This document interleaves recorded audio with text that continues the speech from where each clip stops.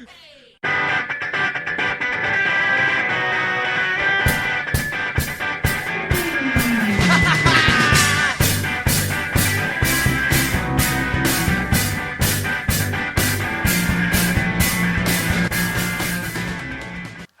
welcome to episode 12 of the Vito Academy.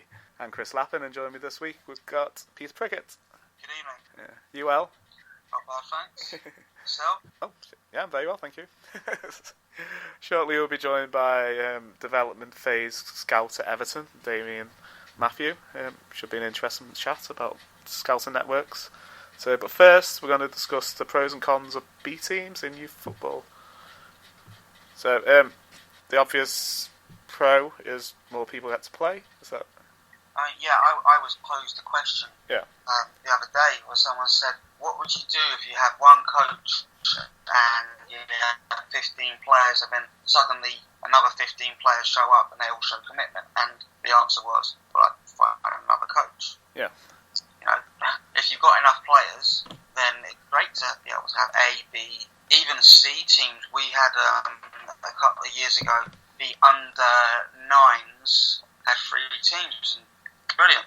That's gone down slightly to 2 teams, but they've gone up from 5v5 to 7v7. Yeah, so there's been a natural moving together because the squad's enlarged, and there was a couple who disappeared.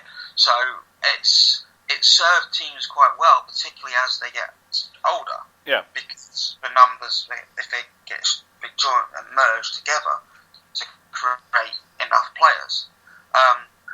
Where there are problems are when either the A and the B team don't talk to each other, they don't get on with each other, parents don't get on, or sometimes the kids don't get on, or the coaches don't get on, and then you end up with factions. So it's not an A and a B team, it's just 2 teams who happen to be at the same club but don't ever speak to each other, which rather renders the point of A and B teams useless, because really you want to be able to have an A and a B team that are in different divisions so that the players who need a greater challenge can play in the higher division, the players who are developing more slowly can play in the lower division, and if they need to move because they suddenly had a leap forward in development, they can move across. So I was thinking that probably the fairest way to do it in the beginning. You know, they say players who are born September to February tend to have a better chance. So would the fair way to put players born September to February in the A team to begin with, then later in the B team, and then after a few games, based on ability, you'll be able to swap between? Yeah, it's something we've considered, but there hasn't been the opportunity to do it thus far. Yeah. I mean, there's all sorts of ways. There's all sorts of ways you can decide it.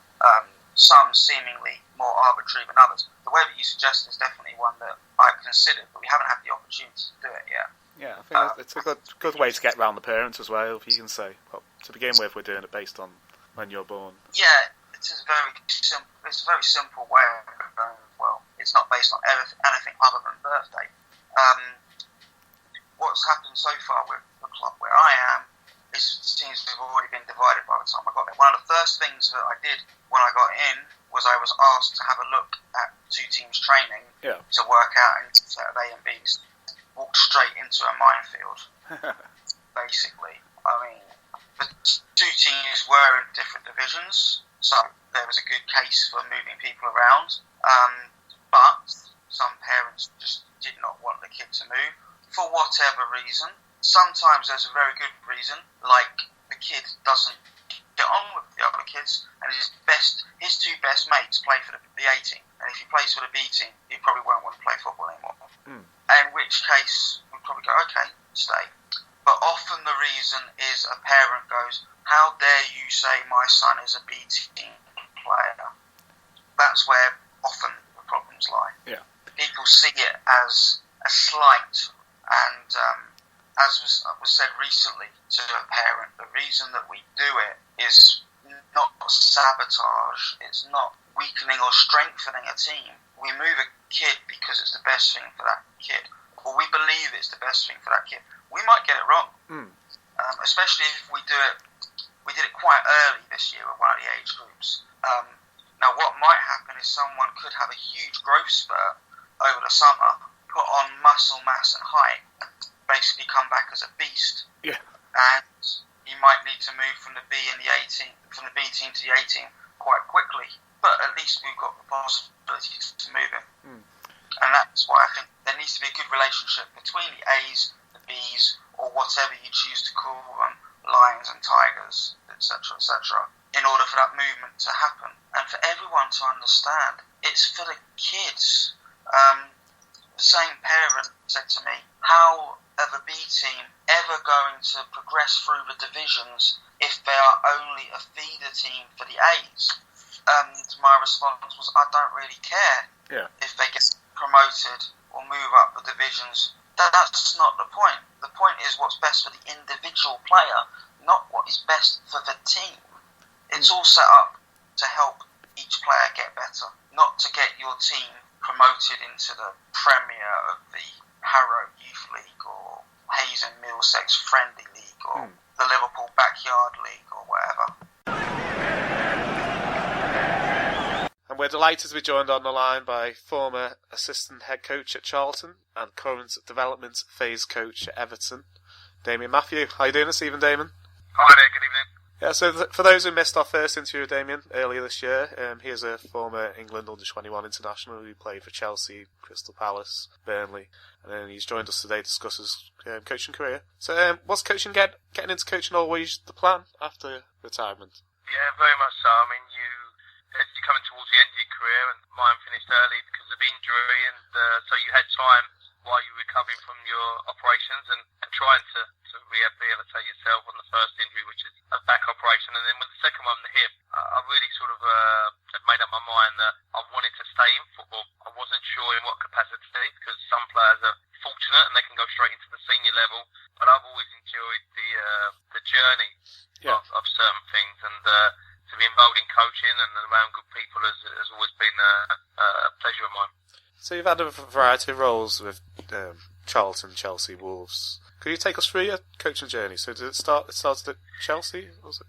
Yeah, I mean, I was 29, as you mentioned, when I retired, and I mean, John Ward, who's been a good role model and mentor to me, he was my England under-21 coach with Ray Harford, and so I'd had a really good relationship with John. He was at Wolverhampton Wanderers, so he just said, look, while you're thinking or looking for an opportunity of what you're trying to do, we need someone to scout in the sort of London and South East area. So I'd done scouting for Wolverhampton Wanderers and watching games, which was first team level and reserve team level as it was at the time.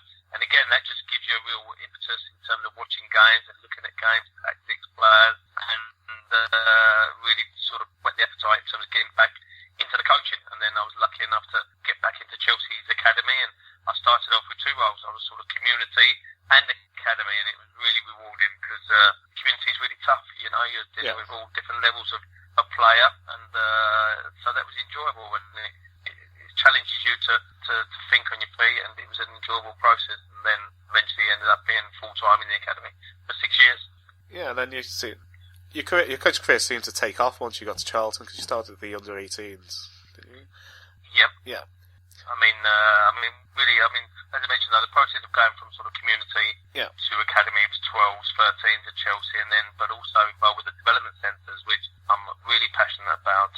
And I mean, it's ironic, to be fair, because Chelsea get a lot of good mentions, and rightly so, for winning the Youth Cup, the amount of time they had. But when you actually study the ages of the players, and a lot of them boys actually came through the development centre programme and that, and so it really just does show you how healthy it can be to have them programmes and the time and the effort into that development of young players. And them going to the opportunity arose to come to Charlton. I was under 16 coach at the time at Chelsea, and just felt I really wanted the challenge of under 18s. And fortunate enough for me, Charlton gave me that opportunity, and it was a tremendous time. To be fair, really do enjoy being on the grass every day and coaching players morning and afternoon, and just working with good players who want to improve, trying to help them in whatever capacity you can, from the football, from the technical and tactical, obviously. But what was really paramount was the physical development with our young players, and the importance of bringing good people in that I worked with to try and help that as well. And then obviously the final fund, which is learn about players and people as you travel on your journey, and how they deal with certain moments is how you help them. So that's really rewarding from a young player's perspective. So you mentioned that you've done both coaching and scouting. Do you have a preference? I mean, obviously, my situation at the moment is with Everton. It's fantastic because I am scouting. I'm London and South East, and I'm a development-based scout working under Jamie Hoyland, who's the sort of heads up me and Tony Grant. And then obviously he reports, and we report into Steve Walsh and Lawrence Stewart, who are the sort of obviously Steve Walsh being the head man, and Lawrence, who sort of helps Steve from an analytical point of view, recruitment point of view. There's a really good team at Everton in that field, and that reporting obviously to then David Unsworth and John Everett, who physically take the 23s. There's a real emphasis on joined up thinking at Everton. So because of that situation, I'm really enjoying the scouting, and obviously they've then all got to try and get good players for Ronald Koeman and the first team. So there's a real togetherness, there's a real ambition at the football club. So I'm really enjoying that. And yes, I'm 46 years old, and it'd be lovely to have a coaching career still, but I never like to look too far in the future when it's this situation. Then you just enjoy, as long as you're around good people, as I keep alluding to, and you're in an ambitious, forward-thinking environment, then I'm really enjoying that side of the game at the moment. Just before I move on to a couple of questions about scouting, you mentioned joined up thinking. It's a lovely phrase, but what does it, in Everton's case, what does it actually mean? I mean, yeah, it's a good point there. I mean, I've heard dialogue with Pierre for the last couple of days about it, but just from Everton's perspective, what you've got there is a good academy. It's obviously got a wonderful tradition in terms of young players that it's helped develop over many years and that, and again, just so someone there also like Joe Royal in the environment, it just shows you how important as a club they recognise that to have that joined up thinking, you must have a history, and people who are part of the club who have a very good history with the football club. So, and that obviously goes right through. They've got former players that play for the club who are coaching in the academy. So you've got the players, and from a coaching perspective, helping there alongside obviously good teachers and educators who are good coaches as well. So again, there's joined up thinking there in terms of where we've got an affiliation and good depth to our coaching staff on all areas in terms of players who've been part of the club. People are very good at their job and in their role.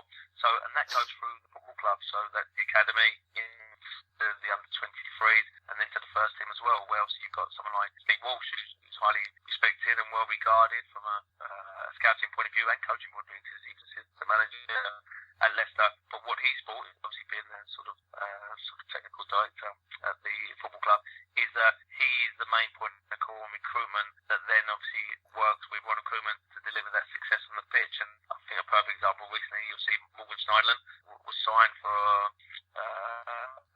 a good amount of money, rightly so, because he's a top player. And but also they signed Adam Lookman as well from Charlton. So again, the joined up thinking is you've got experience, a senior player, but also then plugging them young players in, as they've done with Calvert-Lewin, as they've done with Tom Davis, as they've done with Mason Holgate as well. So that's I mean, the joined up thinking is that everyone is working. There's a recruitment strategy, there's a plan philosophy, they obviously have a business side in terms of the football club and how that then coincides with the football and the recruitment. So just join up thinking and togetherness in as many areas as possible. And we know it's not a perfect world football. It's very personal and it's very results driven. But as long as you can always look at the big picture, I think that's really healthy in football clubs. Lookman coming from Charlton is obviously in your area. Did you have a look at him yourself?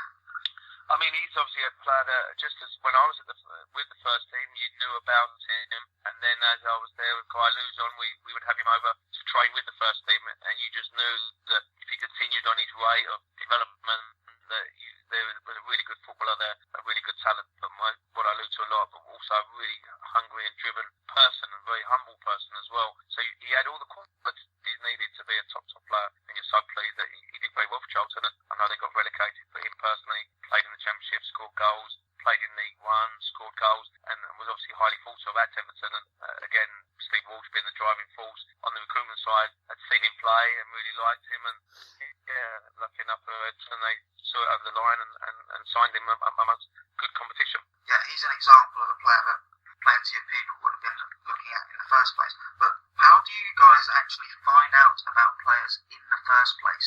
Because sometimes you get players who seem to appear from nowhere, and yet within, it seems like weeks, everyone's looking at them. Yeah, no, very much so. No. I mean, I think Dele Alli is a prime example. That, I mean, most of the London teams, if not all the London teams and the Midland teams, would have known about him. He was playing in League One every week. They would have had scouts watch him. And in fairness, you get to, because of the academy system, where, for example, just use an example, so Arsenal may play Tottenham, obviously from under 12s, under 13, under 14, and obviously the scouts of them football clubs or the coaches of them football clubs will play against these players over 2, 3, 4 seasons, and certain players just obviously stand out. It's just natural. So there's always players that are known about, if that makes sense. You've also then got boys that obviously come into academies late, maybe under 13, under 14, under 15, under 16, and again they just come on the scene very, very quickly. But what you find is if they are going to be good players, again using Ademola Lookman as an example, he never came into Charlton until he was under 16.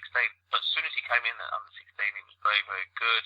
He stepped into the youth team. He was very good. He stepped into 21, stroke 23 as it is this season. But he stepped into the 21s. He was very good and continued that rise, if you want. And again, you never know how good these players are going to be, but they just show just good potential, good quality, and so most people become aware of them. There's a massive structure in football clubs now on the scouting side.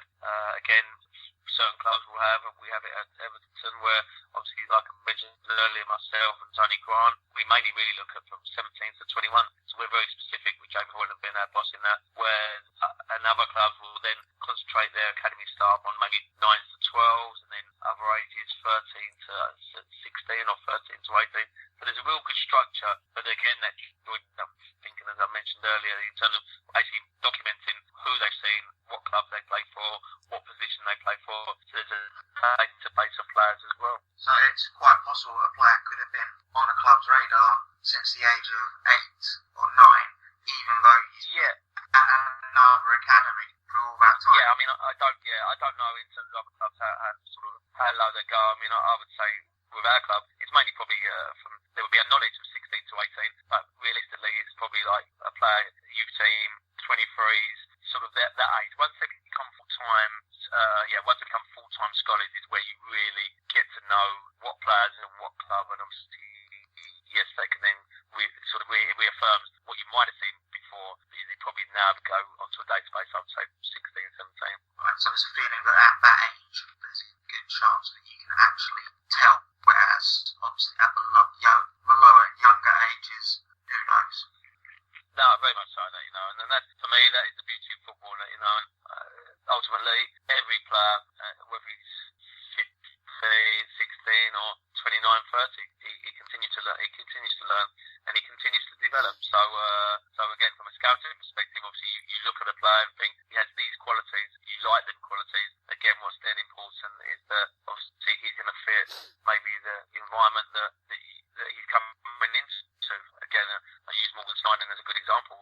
Everton have got a fantastic player in Gareth Barry, but obviously he's an experienced player that is sort of his years of playing are sort of dwindling, if that makes sense. So obviously, by buying a player like Morgan Snyden, they've now got a great player who can play with Gareth Barry, but potentially take over his mantle. So that's again really positive for me. If you get down to a football club, that you're actually maybe looking to replace someone while he's actually still at the football club, because that's healthy. Instead of, we've seen many a club, Man United being a prime example, that when Ferguson went and he sort of changed the manager and players retired, it was very hard for them to sort of replicate that success they've had. It just shows you how difficult it is at every level of football. And Charlton again is another example of that, being Premier League team, Championship, and now League One. It's very, very hard if you don't have a really good recruitment strategy to keep your club at the forefront of where it should be. There's a phrase that they used to use across the road from you of evolution, not revolution.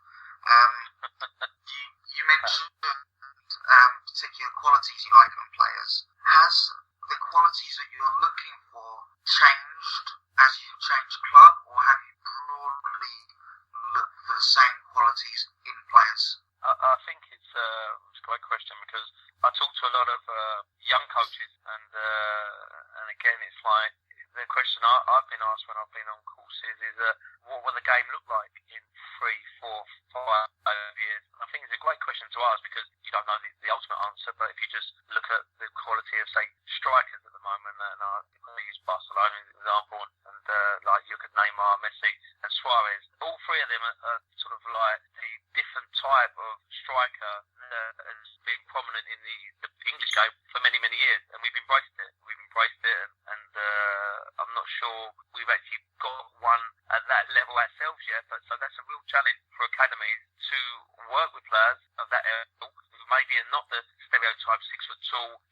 that we've been used to in this country, and to really develop that player. And so I've always been very open-minded on a personal level about football, about coaching, about recruitment. But obviously going to Everton, it's more about, well, what does the club want in terms of position?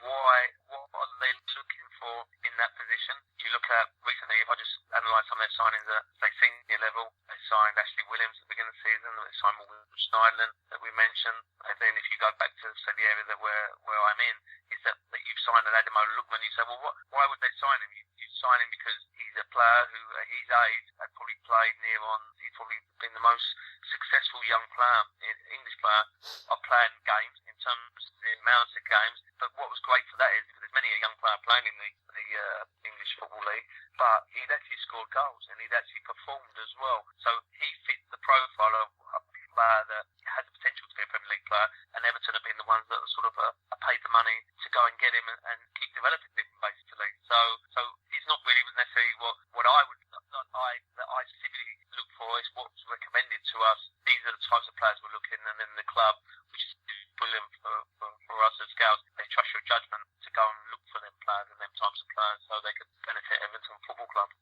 Does the players that you currently have in your academy affect the positions and players that you then go and look for? So if you have, like, Davis in his role, would you go, we're not going to look for a player who can play or is similar to him because we've already got him?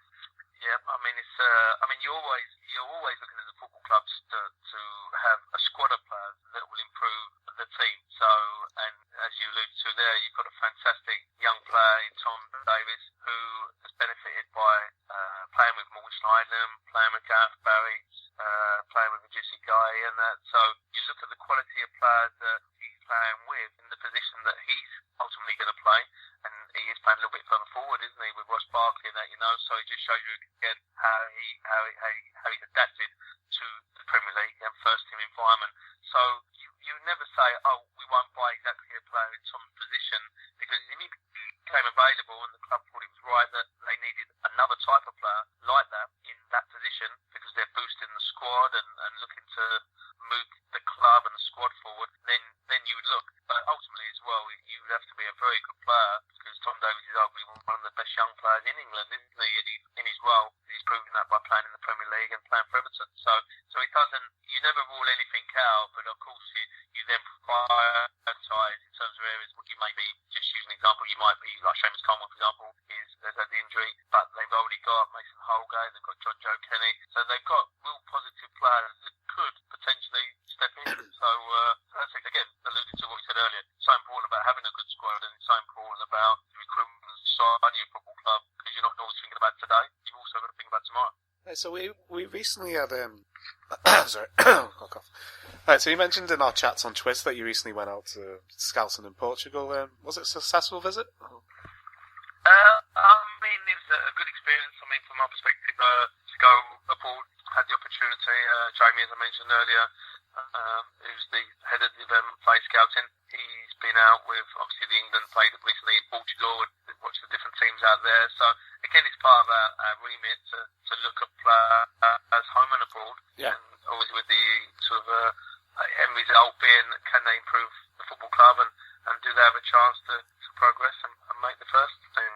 I mean, for me personally, I mean, just in terms of talking about the scouting and recruitment, and I'll let you obviously edit it, but I've got a wonderful opportunity coming up. I'm due to be going to Australia, to the Australian Youth Football Institute, so I'll have to text you the name probably actually, but and they're like a soccer school type organisation, so I think they're very much grassroots level, but I'm really looking forward to just seeing how they run their development side of football out there. So again, to have that experience is available, and look forward to that.